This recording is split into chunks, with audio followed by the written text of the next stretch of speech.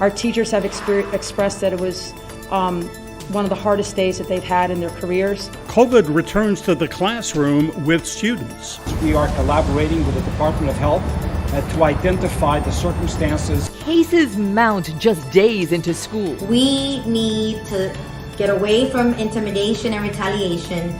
This virus is deadly. Teachers push back, parents push on. A little bit scared, I gotta say, but I think it's necessary. I think they really need it. COVID crashes the campaign trail. Virtual debate is a joke. There's no reason. I'm in great shape. The Miami debate canceled. We don't know what the president's going to do. He changes his mind every second. Both candidates set their sights on Florida. It's all this week in South Florida. Good morning. Glad you could join us. I'm Michael Putney. I'm Glenna Milberg. We have a packed hour ahead, a campaign trail debrief with Congresswoman Debbie Wasserman Schultz, also Republican candidate for Broward State Attorney Gregg Rossman. But we begin with COVID already in the classroom. Just days into reopening, the first cases of COVID appeared in Miami-Dade schools, and in Broward, some parents and teachers are wondering if the schools would be a safe and healthy learning environment. We have perspectives from the stakeholders today, those who head the teachers unions in both counties, Miami-Dade and Broward.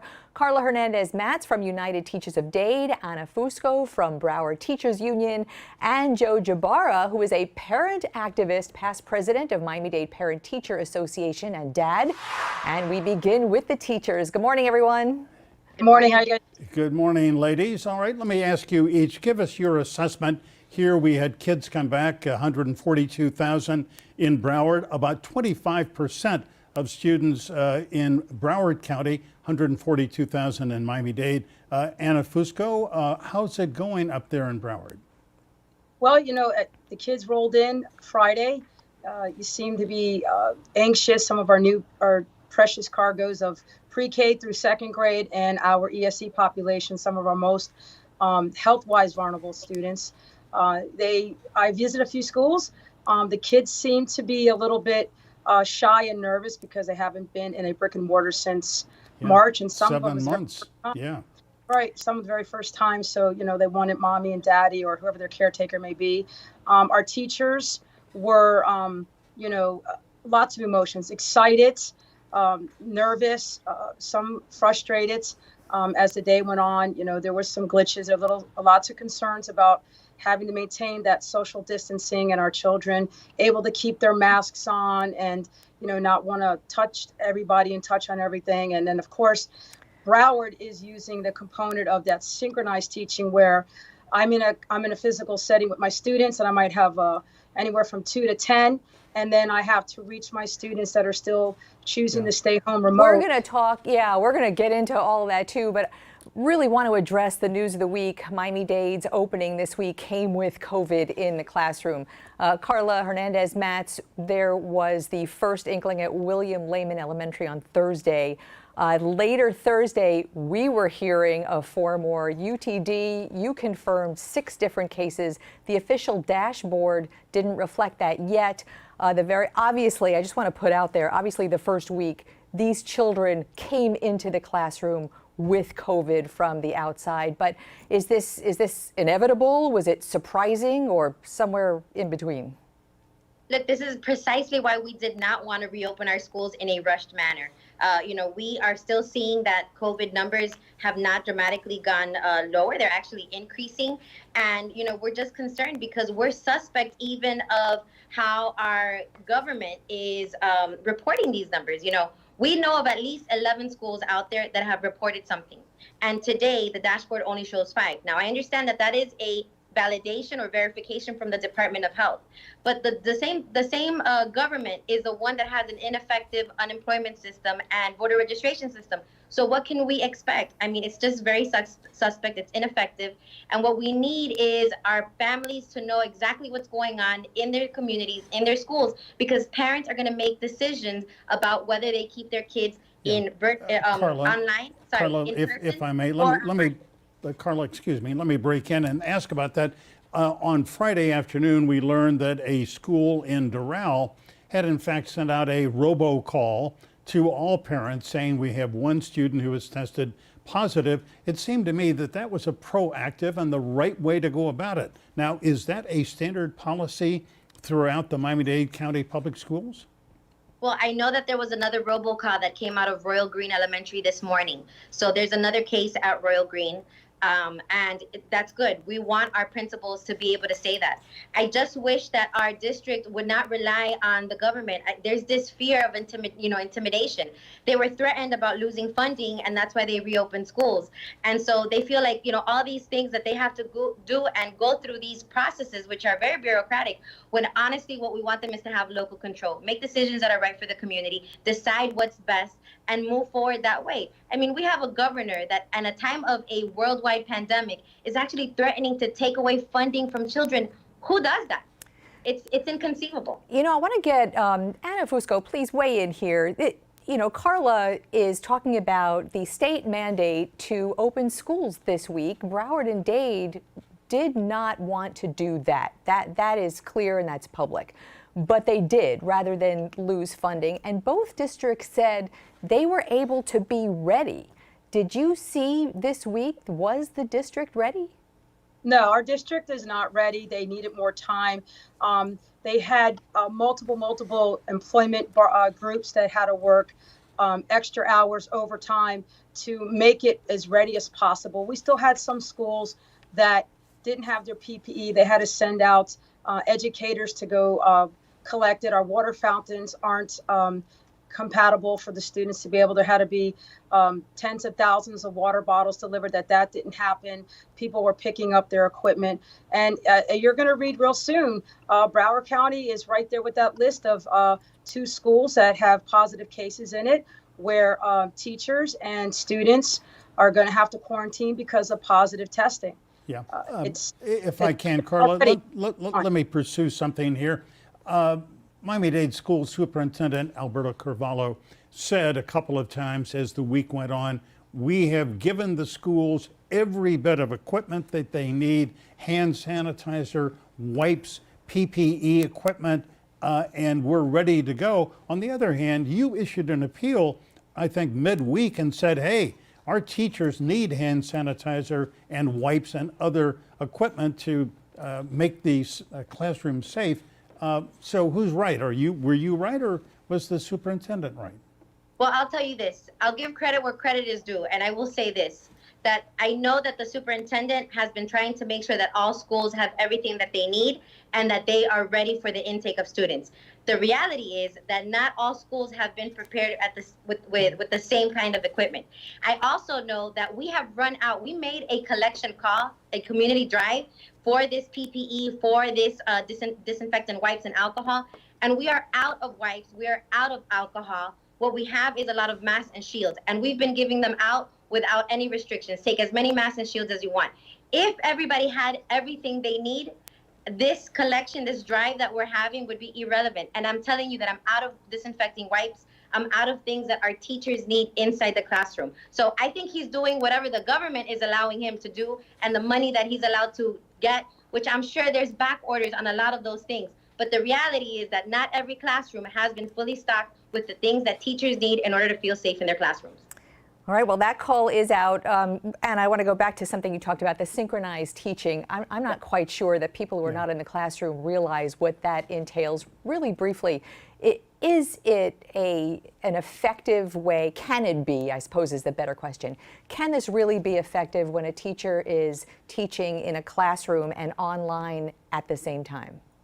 I don't believe it can be effective. It's all brand new, especially to our educators with our pre-K to our most hands-on needy students when they're in a physical capacity, that it's going to take away from the students that them and themselves, their parents chose for them to stay home and work remote.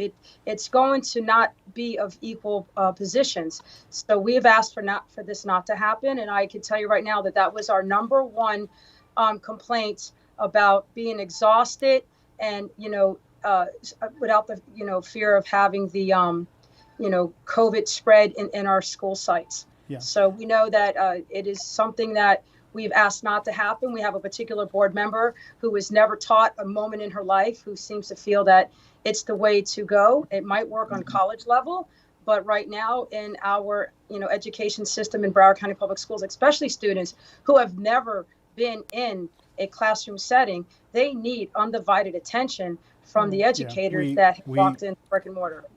Anna, we get your point. We thank you, as always, for your time. Anna Fusco from the Broward Teachers Union, Karla Hernandez-Mats from United Teachers of Dade. Thanks very much, and you're on the case. All right, now we want to turn and get a parent's perspective. Of course, those are varied. Parent Joe Gebara joins us. He is past president of Miami-Dade's Parent Teacher Association. More immediately, he's dad, and a really engaged dad in Miami-Dade Public Schools. Joe, it's great to see you, and thanks so much for being with us today. I want to just let everyone know your daughter's a senior, and your son is graduated, and you're still in it. And I want to get a parents look at this, but first I want to tell you that I met a lot of parents at William Lehman, where there is a case this week, who, of course are concerned, but are not deterred from sending their elementary students because they feel like they're going to be prepared. This is life. They're going to do it, and they're going back. What do you think? Thank you for having me back on the program, Glenna, Michael. My opinion, speaking to parents, not only am I my number one role, my number one hat is dad, I also serve as a parent, as the district advisory chair for Title I. And hearing from parents, it's literally split 50-50 in my opinion, where parents are willing to send their kids to school knowing the risk. And the risks are there. Let's be clear with each other. There will be more COVID cases. There isn't a cure or vaccine. Just today, Johns Hopkins reported 50,000+ 4 straight days of COVID in the United States. The risks are there. I talk to parents such as myself who have kids in high school, and they're more than happy to leave the kids at home, as am I with my daughter who's a senior. I'd love for her to be in school, and I trust her school and what they're doing. But as a type 1 diabetic with hypertension, I don't want the risk, either for myself or my daughter. I do speak to parents who say, Joe, the social benefits of having my kid at school, wearing a mask, social distance to the best of their capacity, and washing their hands is better. And Glenna, Michael, I want to emphasize schools should be open, choice should be given to parents as it's been, because there are places, schools are the places where kids are most safe sometimes, where they get those meals sometimes, and where they get the social and emotional benefits of being around others like themselves. So it's a tough call for me as a parent. That call was very simple due to pre-existing conditions. I do think my daughter's school is doing phenomenally well, but I don't want to take those risks. It's a parent's choice. The school district has given them the choice to stay at home or to be at the schoolhouse. Yeah.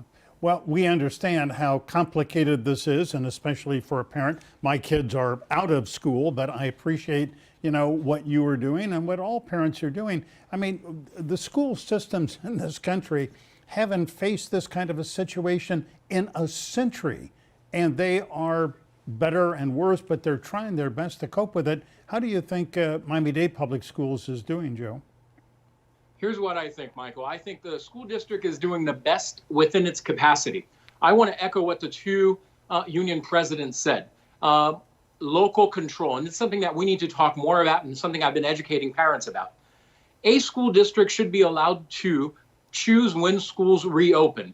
I think this is somewhat of a rush situation, given the fact that Richard Corcoran, the Commissioner of Education, was dangling a carrot of hundreds of millions of dollars in funding, and 9 elected members of the school board, those elected by we the people to speak for we the people, were basically silenced, and we had to reopen. Otherwise, we risk losing funding. Kudos to Broward for delaying it a little bit more. But those decisions should be made by the superintendent, his staff, and then therefore voted on by the board. Joe, can I just, in the short time we have together, I just want to bring you back to sort of a parent's role. It doesn't escape anyone's attention that this child at William Lehman was tested for COVID. Obviously, this child's parents had reason to test for COVID, but sent this child to school before the results were back. I wonder if you would weigh in on the responsibility of parents that everyone is relying on South Florida-wide, districts-wide. Glenna, I think that sadly, given the state of the economy, I think sadly parents who need to get to work will continue to make such poor decisions. Let's face reality. There are a lot of parents who are out of work, a lot of parents without adequate health care, adequate child care, who will continue to make those decisions. I will not be surprised if we go from 4 to 10 to 15, despite the precautions that are being taken.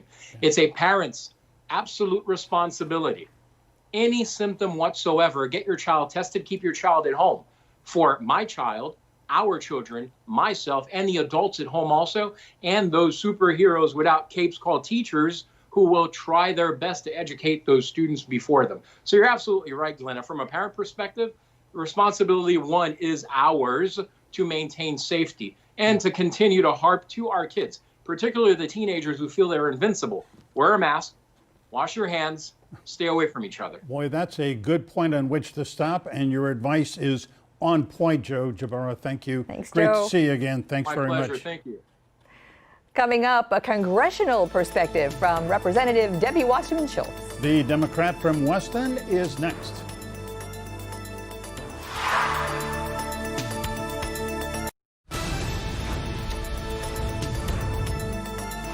It has been another topsy-turvy week in the presidential race. President Trump recovering from COVID-19 off the campaign trail, but yesterday held that rally at the White House, and he will be back in Florida tomorrow. But not to debate. The Miami town hall set for Thursday was called off, and we'll talk all about that. The prospects for a COVID relief bill and more with Congresswoman Debbie Wasserman Schultz with us today live, Democrat representing the 23rd Congressional District, South Broward and Northeast Miami-Dade. There she is from her home via Skype. Good morning, Congresswoman. Good morning. Great to be with you both. Good morning. Let's begin, if we can, with the status of that relief bill. As we all know, the first relief bill expired August 1st. People who have been getting $600 a week and payroll protection and other kind of absolute essential help from the government, they're getting nothing basically from the government. There have been negotiations in Washington between Speaker Pelosi and Mnuchin, the Treasury Secretary. Where does this stand now? Because it looks dead in the water.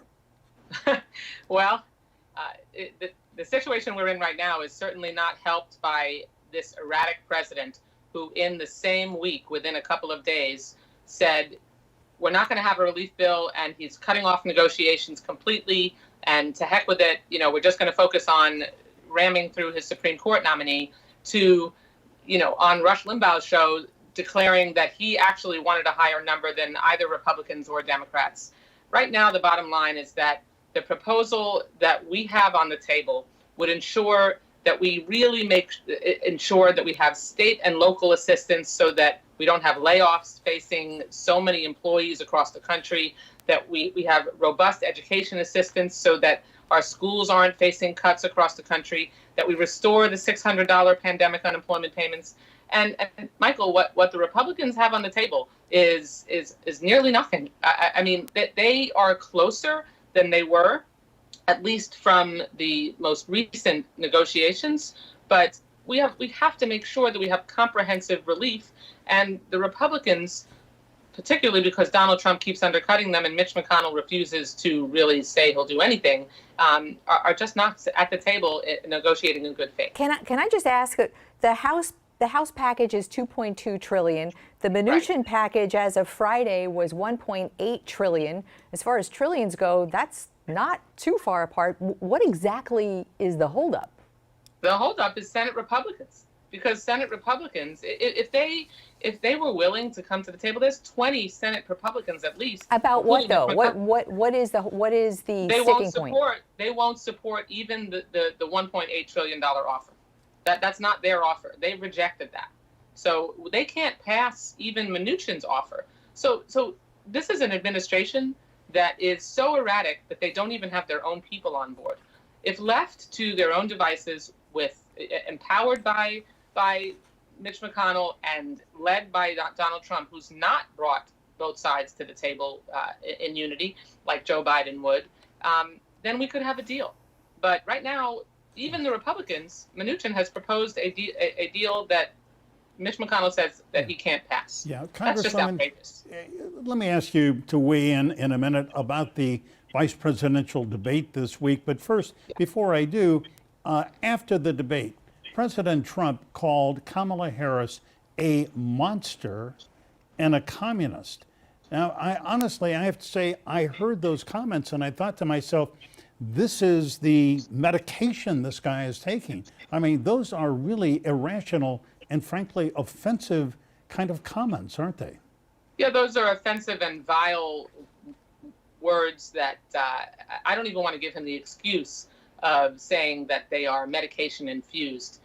For a president of the United States to call a woman leader, especially the opposite party's nominee for vice president of the United States, names like that, is similar to what every woman leader, every woman around a conference table who's been marginalized by other male business leaders understands is not what we need in the White House.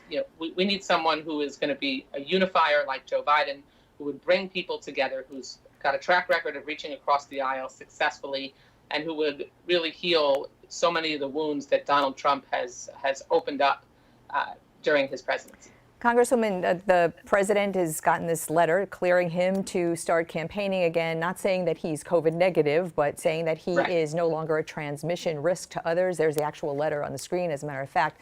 No longer evidence of actively replicating virus, and he is on his way, as scheduled, to Sanford, Florida tomorrow.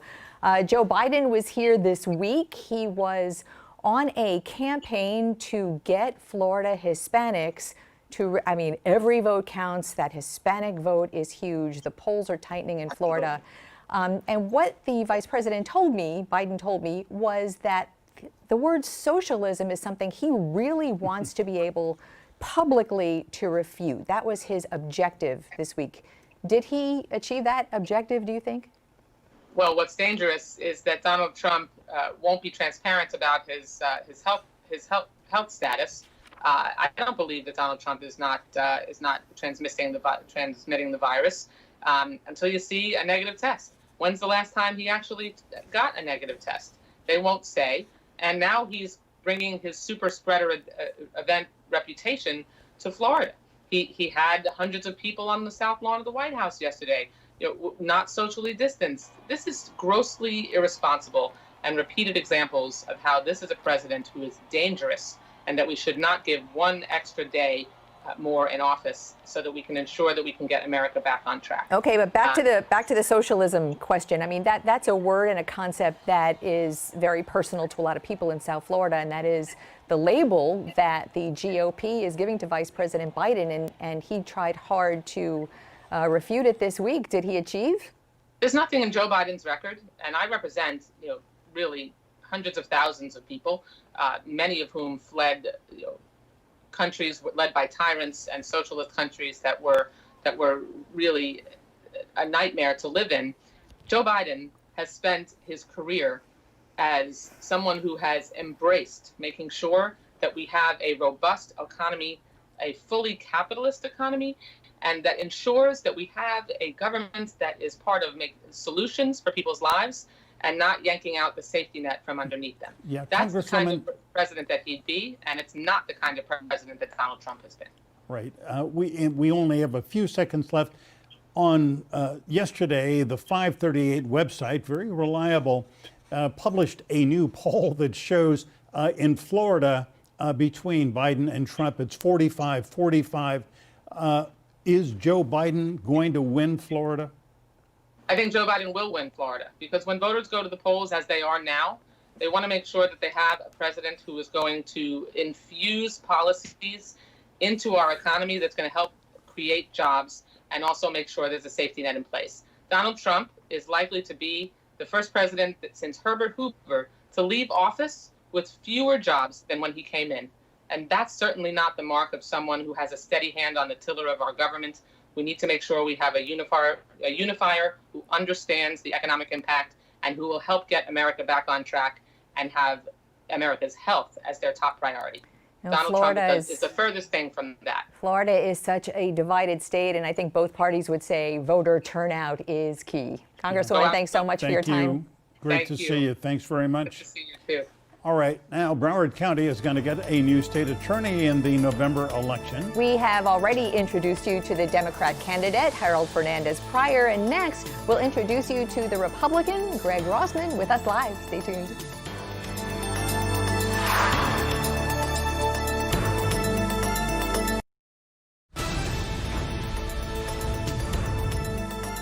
For more than 4 decades, Mike Satz has been the Broward State Attorney, a record run, but he decided to step down. And that set off a fierce competition to succeed him. And it's come down to 2 candidates. Harold Pryor is the Democrat in the race, and Gregg Rossman, a Republican, who is an assistant Broward State Attorney for 20 years, rising to head the career criminal unit. He tried serious felony cases. He opened his own law firm 6 years ago. And there he is right now with us live from his home in Hollywood.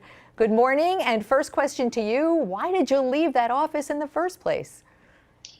Good morning, Glenna. Good morning, Michael. Thanks for having me on. The goal was to be there 30, 35 years and retire anonymously, hopefully having served the members of Broward County honorably.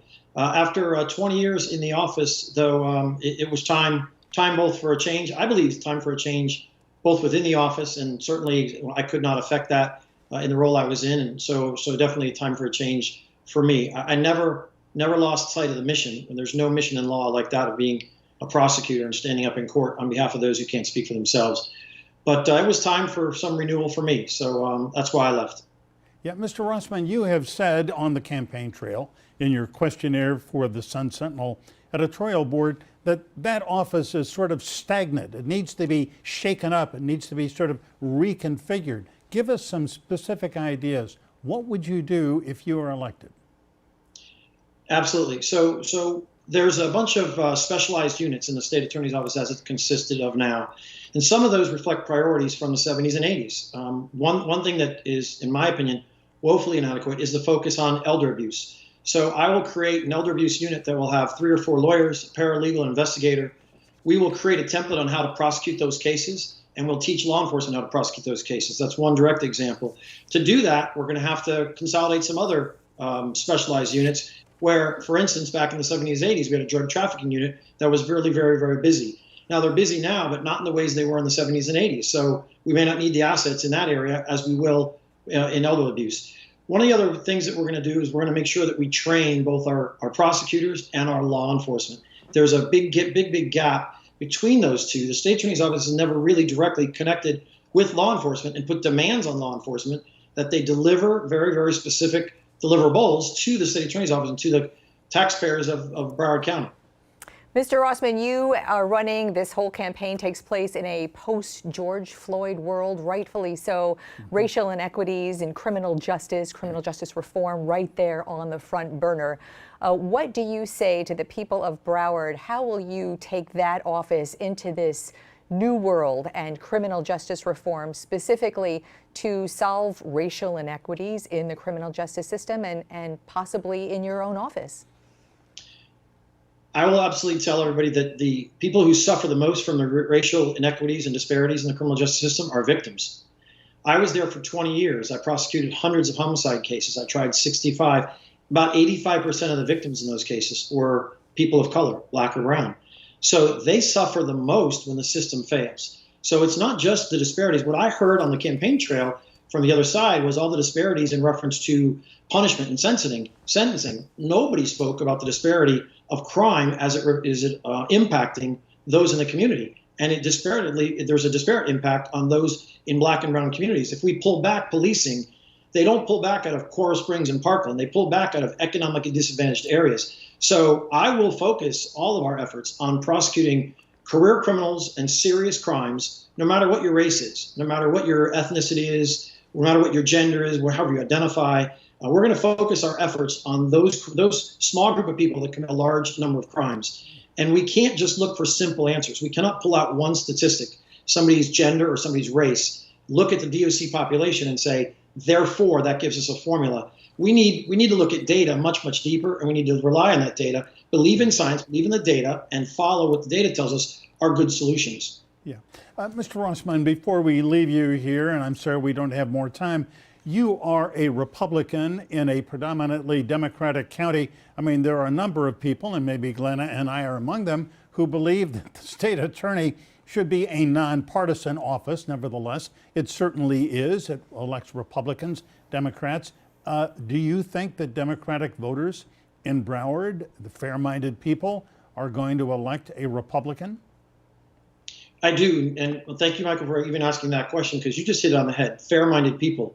You know, leaving labels aside, All of us want the same things. We want clean air, we want clean water, we want safe streets. All of us, Democrats, Republicans, Independents, whatever your party affiliation is.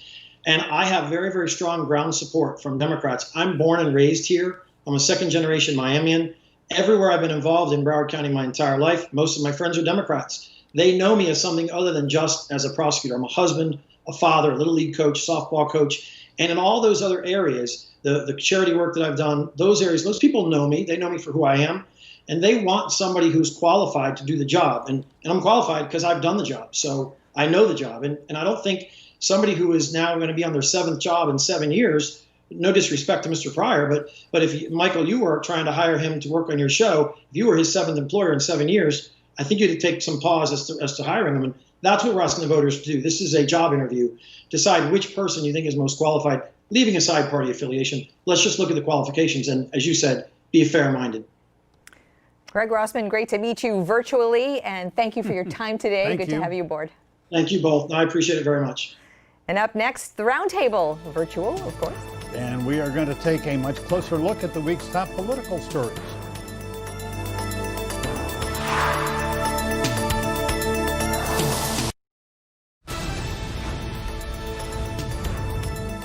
All right, let's jump right into our virtual roundtable. Kathryn DePalo-Gould is a professor of politics and international relations at FIU with hands-on experience running a campaign. Sean Forman is a professor of political science and chair of that department at Barry University. Boy, did I sound New York there. Sean, good morning, everybody. Sean, Kathryn, good morning. Great to have you on. We're sorry we couldn't do this last week when we planned. Right. We are glad you're back. Sean, let me begin. I want to get both of you on this, but you know, you look at these polls, don't want to be OCD about polling, but midweek, the Quinnipiac University poll, which I think is generally pretty good, came out. It had Joe Biden up by 11 points, and then 538 put out this poll yesterday, had them 45-45. Again, as I say, don't want to obsess with polls, but Sean, what in the world is going on here? I think we all want to know that, Michael and Glenna. The polls were not fully accurate in 2016. I guess we could say at the end of the day they were, and having Hillary Clinton slightly ahead nationally. But of course, she lost the Electoral College. So we can't look at just one poll. We've got to look at several polls over a period of time and dig into their methodology. But, you know, this has been a problem for several years. And I think the Trump supporters have a leg to stand on when they say some of these polls that show 10, 15 points ahead are probably more inaccurate and aren't capturing all of the president's remaining support. Kathryn, I'm sorry, go ahead. I was just going to say, Kathryn, we found out 4 years ago that there were a number of voters in Florida who, when they were asked who were they going to vote for, you know, they said Hillary Clinton or I'm not sure. Then they went and they voted for Donald Trump. So, I mean, the polls, the self-reporting of voters is not always so telling. Well, absolutely. And just any Florida poll, I'm telling you, this election is going to come down to 1 to 2 percentage points. Florida is always close. It's going to be close. So an 11-point lead for Biden, I don't believe it. But the thing is, too, there's some question really about how many Trump supporters are answering these polls, answering the phone, how many are admitting, like you said, that they're going to vote for Trump. So there's a big question mark. I think Republicans don't trust the polls, perhaps like Democrats do. And, you know, you have somebody calling your home, they know where you live, they have your phone number and your name. I mean, there may be some people who just don't want to admit that they're voting for Trump at this point. So, Sean, one of your students last week asked a question at the town hall that Vice President Biden was here, and he was introduced as an undecided voter. Those polls, there are people who are just not going to vote for Joe Biden here. There are people in Florida not going to vote for the president's reelection here.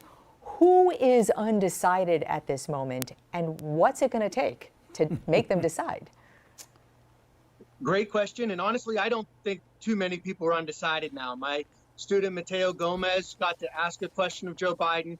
But, you know, it came out that at least 3 of the people who asked questions at that Monday night event previously were on MSNBC saying they lean towards Biden. So, you know, no one really should be undecided at this point. I think that the television stations And Thursday, they might try the same thing with a town hall with Biden in lieu of a debate this week. They're just trying to find people who are not extreme partisans, who might be open to the other side to ask questions. But that's the issue. It's not about undecideds now. It's about turning out your decided voters who are really intense about their feelings. Yeah. Kathryn, let me ask you about the vice presidential debate. I mean, I watched it start to finish. I may have been one of the few who actually got to the end of it. I think some people tuned out towards the end. I think that the big challenge there really was for Kamala Harris to show that she can play in that league, that she is smart, intelligent, aggressive, the prosecutor who we knew from the past, from Senate hearings. How did you think she did? Well, I think she held her own. She's not known as a great debater, and I think certainly there were some flaws. I think sometimes people looked at some body language that they thought was a bit condescending. But Mike Pence on the other side was very evasive, didn't really answer a lot of the questions. And I think for those who did stick it out, that question at the very end of the debate by the student who was asking about civility, this 8th grader, and they dodged the question. I mean, I think watching the vice presidential debate was like watching normal debates we had been used to, with these scripted responses, not really answering any of the questions. And after Donald Trump sort of going off the cuff, was back to some of these normal things. But I don't think either one moved the needle. I don't think either one did damage. And frankly, nobody ultimately, votes based on a VP debate performance. You know what I was really focused on, especially after the chaotic presidential debate, this one was way more civil, and the moderator kept saying, either Vice President or Senator Harris, you're answering 2 minutes without interruption. She kept saying without interruption because of what had happened. But Sean, the Vice President, Pence, really took a lot more time than he was entitled to. You heard the moderator try to, thank you, Mr. Vice President, thank you, Mr. Vice. What can a moderator do? I mean, focus on moderators for these two debates. What can a moderator do in that situation, aside from cutting a mic? Yeah, it's really tough. You interview candidates all the time. Sometimes you have them on the show and try to give them equal time. It's really difficult. I've moderated myself, the mayoral candidates last week as well. And, sometimes you have to give a few extra seconds to finish an answer and then equal it out overall. So one point is I did see a report that Harris and Pence had roughly the same amount of time. It was within seconds difference. So it worked out. The other thing is, how do you expect someone to go without making a comment for 2 minutes when their opponent is saying something that provokes them? So I don't think we should cut off their mics. I think we should have more engagement and more civil interaction somehow to truly make it more of a debate, a back and forth discussion. There's no right way to do it. It's a hard job for moderators, especially with these powerful people. Yeah, we understand personally. We get it. All right. We will continue more of the roundtable with our guest after a break.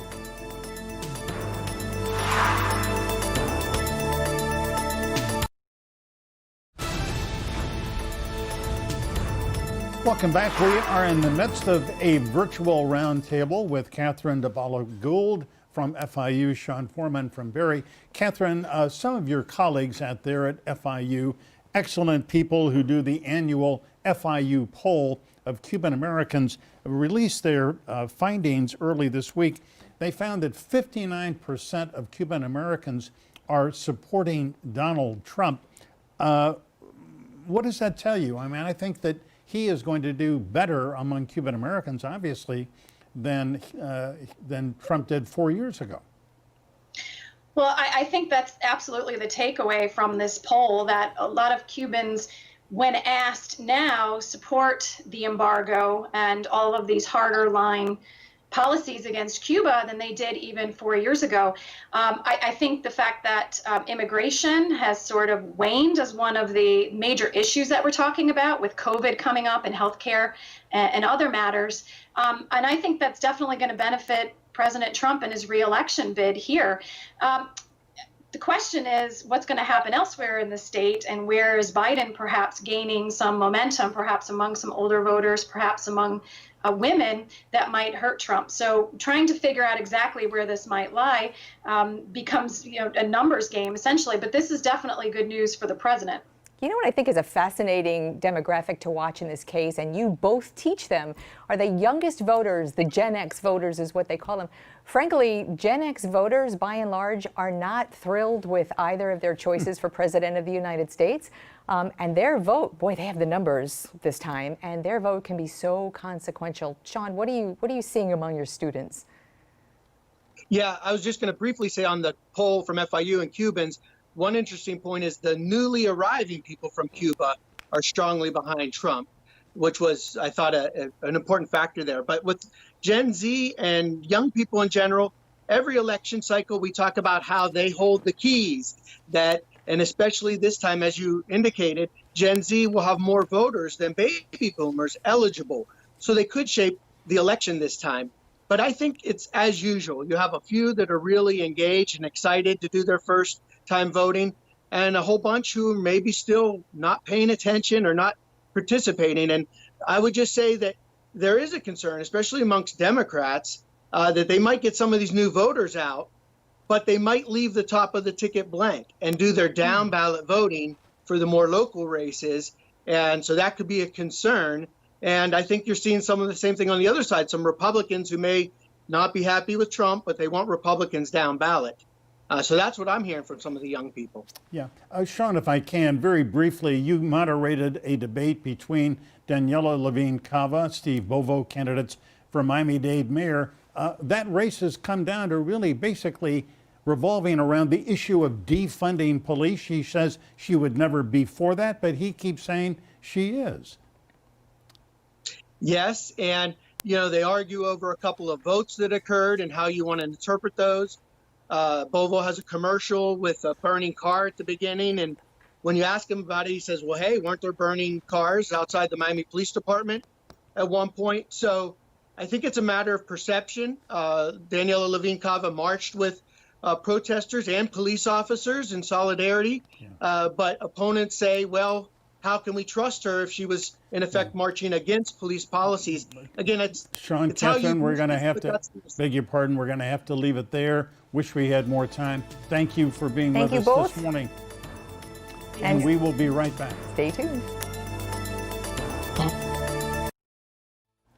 Great to be with you this hour. Remember, we are online 24/7 at local10.com. And stay informed, get involved, go Heat tonight.